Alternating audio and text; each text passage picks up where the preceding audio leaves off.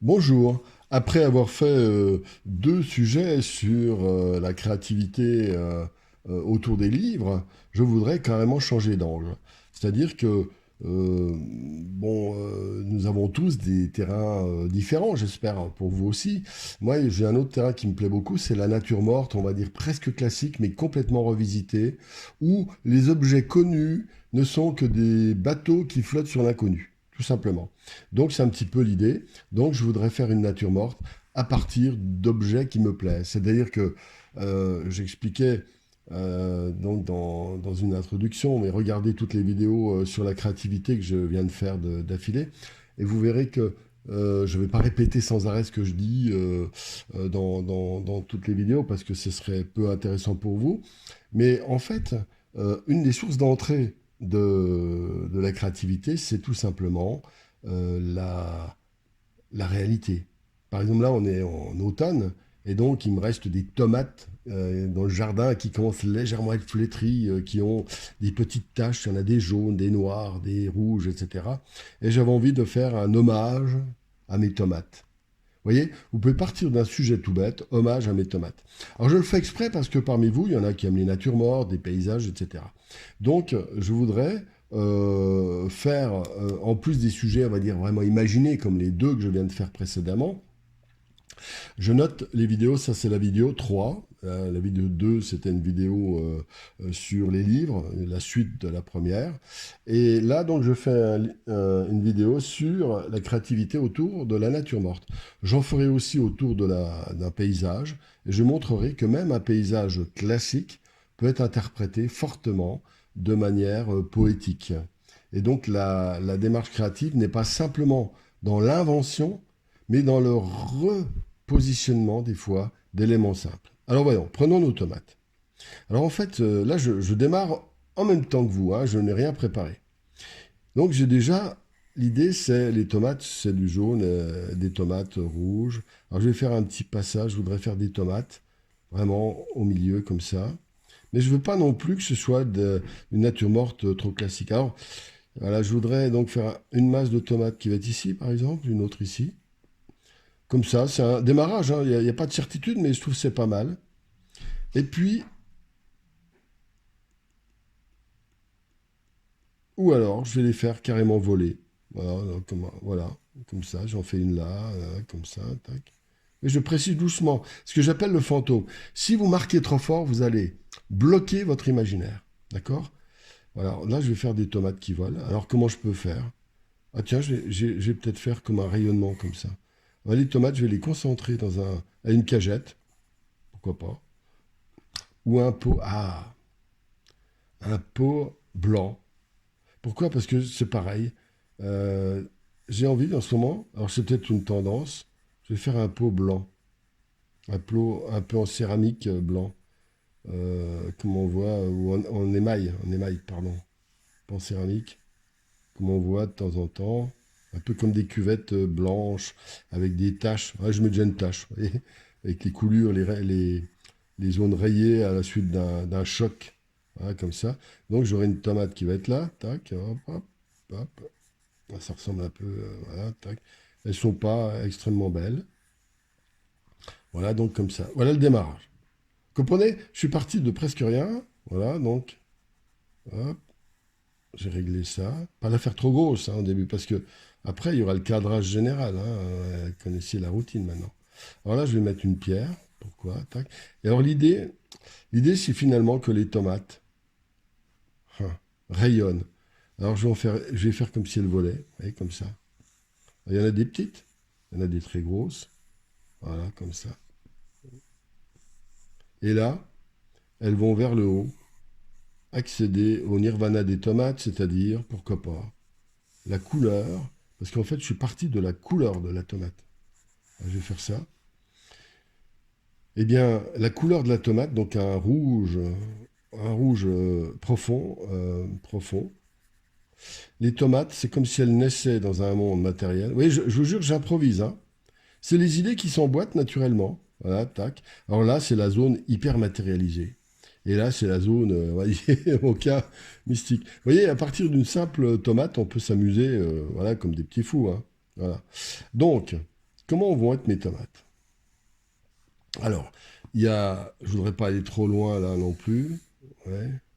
Ah, faut pas non plus que ce soit trop court. Je réduis un peu, là vers le bas aussi. Donc ce serait un format, voilà, quelque chose comme ça. Je vais agrandir un peu vers le large. Ça ferait un format figure, on va dire. Voilà,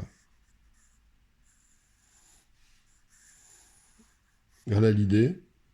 Alors là, les tomates, je vais en mettre une ici aussi. Alors le truc, il va y avoir les variantes. Variantes. Par exemple, il n'y aura pas forcément que des tomates. Il peut y avoir aussi, comment dire, par exemple une pomme ou moi j'aime un citron. Voilà, par exemple. Pourquoi pas? Moi j'aime bien mettre un citron jaune. Je sais pas pourquoi. Euh, Là, je le ferai plutôt un citron vert. Pourquoi? Parce que naturellement, le citron vert va être jaune-vert, on va dire. Ça va être le complémentaire. Et puis un truc que j'aime bien faire, c'est ça aussi. Hop, comme si, voilà, il est épluché. Voilà, moi je m'amuse, hein. Mais il n'y a pas de règle. Il y a pas, personne ne doit vous faire une remarque. Vous faites comme vous voulez. Ça ne veut pas dire que c'est fini, hein, voilà. Alors là, j'ai des tomates qui volent ici, comme ça, ok. Voilà, pop, comme ça. Voilà, il y en a des plus petites. Allez, des plus petites. Et là, ça se concentre. Et là, donc, je répète, ça va être un rouge. Là, ici. Et bien là, derrière, on est dans le monde matérialisé. Ce sera très foncé, ici. Alors, j'ai deux options, en fait. J'hésite. Voilà. Et puis, je vais encore faire une tomate ici. Là, c'est les tomates qui sont voilà, comme ça. Voilà, qui montent. Elles peuvent être doubles comme ça. Alors, il y a deux solutions. Celle-là. Vous voyez, je ne m'occupe pas de dessiner des tomates, hein. Pour l'instant, c'est juste pour m'amuser, hein, l'idée. Alors maintenant, qu'est-ce que je fais? Est-ce que mon citron, je le fais plus gros? Après.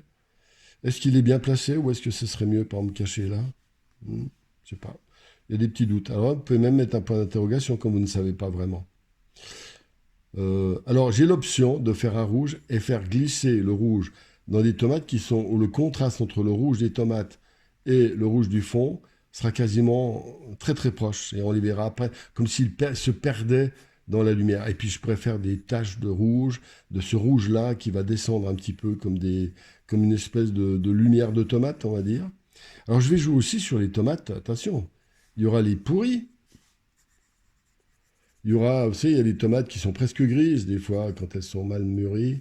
Il y aura des tachées, pourries, en gras. Alors, je peux en mettre une. Par exemple, celle-là, je vais les mettre très lumineuses avant de se fondre là, et celle-là aussi. Et je vais en faire une ici, pareil. Et puis les autres, je peux très bien faire une espèce, comme une sorte de société. Ça donne une sorte de symbole de société, quelque part. Des tomates, voilà. Et puis un fond, pareil, qui va être très foncé, comme ça. D'accord? L'idée de tomate me plaît. J'ai déjà fait un peu la même chose dans le même esprit des pommes, puis des mandarines. C'était différent, bien sûr, à chaque fois. Mais je décline. Et c'est cette idée aussi de la série. Vous ne pouvez pas... Il y a deux choses, deux erreurs à éviter. C'est-à-dire, la première, c'est de ne faire que des prototypes, parce que dans ce cas, ça devient une recherche énorme pour un résultat quantitatif faible. Et puis l'autre aspect, c'est de se répéter jusqu'à la fin de ses jours. Là, ça n'a pas de sens. Voilà. Bien, madame, je vais faire la petite phase accélérée. Je vais faire des tomates abîmées, des tomates bien en place.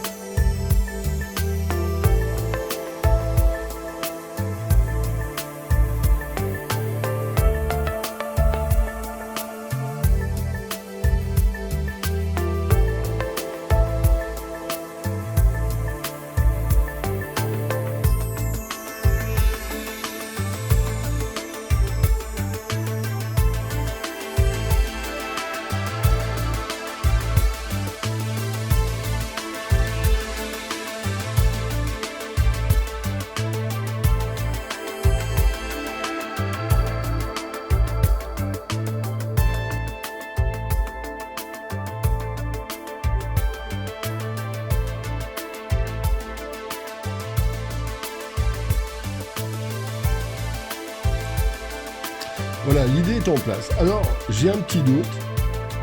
Par exemple, je me demande si je n'ai pas intérêt à faire carrément du très foncé, quasiment clair-obscur, à la manière Renaissance ici, dire valeur 10 ici, et ici valeur 0, ou valeur entre 0 et 2, quoi. C'est-à-dire très très clair là, tout ça, et puis très foncé là, et puis juste les tomates de couleur dessus. Ça me déplairait bien. Ça reflèterait un petit peu l'idée d'un monde, des planètes, voilà, des amas planétaires, etc. Donc je m'amuse avec ça. Vous voyez, donc avec une simple idée de tomate, comment on peut décliner. Alors, les éléments intéressants, ça va être aussi, par exemple, cette gamelle. Il faut qu'elle soit bien pourrie, puis qu'on voit bien. Et là, il faut bien réaliser tous ces éléments d'hyperréalisme, il faudra les faire bien. Pas forcément partout, parce qu'il y a des zones qui peuvent disparaître. Mais surtout, il faut qu'il y ait pas mal d'endroits qui soient vachement précis. C'est important. Alors par contre, toutes les tomates, il ne faut pas qu'elles soient faites avec autant de précision. Il y en a certaines que je vais faire, par exemple, en les laissant presque avec leurs effets de matière. Alors donc, dans la fameuse carte postale, je pense que j'ai la double option. Rouge, descendre sur les tomates, comme ça, comme s'il y avait le rouge qui envahissait les tomates. Alors dites-moi vous ce que vous préférez. Ou à l'inverse, les tomates sont des univers de couleurs un peu orangées, un peu rouges, il y en a des vertes, etc. un petit peu. Je jouerai donc sur ces couleurs sur un monde noir et blanc. Voilà, j'ai les deux options. Et les deux me plaisent en fait. Bah, pourquoi pas faire les deux? Alors là, il ne faut pas que ce soit un trop petit sujet, parce que regardez, une tomate, il ne faut pas que je la fasse miniature. Mettons qu'une tomate, ça fasse allez, 7, 8, 10 cm. Là, ça veut dire qu'il y en a un, une, deux, trois, quatre, presque 5. 6, 7, 8, 9. Donc si elle fait 10 cm, ça fait presque 1 mètre, quoi. Donc on va dire, on va faire 7-8 cm, et le tableau, ça peut être un 30 figures. C'est-à-dire un 30 figures, ça fait... un 40 figures, ça fait 1 mètre sur 80. Là, ça fait 92, 76. Quoi. Vous voyez déjà choisir le matériel. Donc, toile, 92 par 76. Par 76, oui.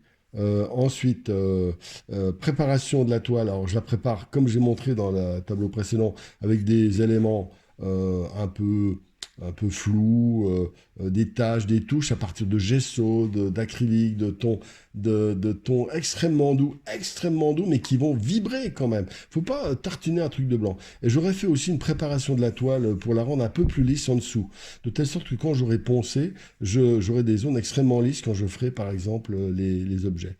Je fais des effets de coulure, d'effets de matière, etc., avec des baisses de grisaille, etc., qui vont me servir parce que, par exemple, ici, cette tomate, je pourrais très bien la faire juste très nette, la partie haute, et puis là, la laisser quasiment brute. Ça, c'est intéressant. Oui, c'est des petites astuces créatives, mais d'effets de matière. On n'est pas obligé, comment dire, l'imaginaire, ça peut être dans la matière, dans la couleur, le graphisme, plein de manières différentes. Là, je voudrais aussi des coulures. Ouais, c'est mon truc, hein. Après, vous, c'est autre chose. Voilà, dans ce sens-là. Donc, je vais jouer sur des gris moyens, valeur 5, qui vont couler à l'intérieur, comme ça. Un petit peu des rouges aussi. Parce que, évidemment, quand je remettrai des noirs, etc., ça va recouvrir. Mais le fait qu'il y ait en dessous des rouges, en dessous des traces, en dessous des foncés, etc., ça va donner de la vie. Voilà. Même si l'effet esthétique global paraît complètement noir. Voilà, donc, quelque part, je vous donne toutes mes astuces de démarche créative. Voilà. Voilà comme je fais, tout simplement.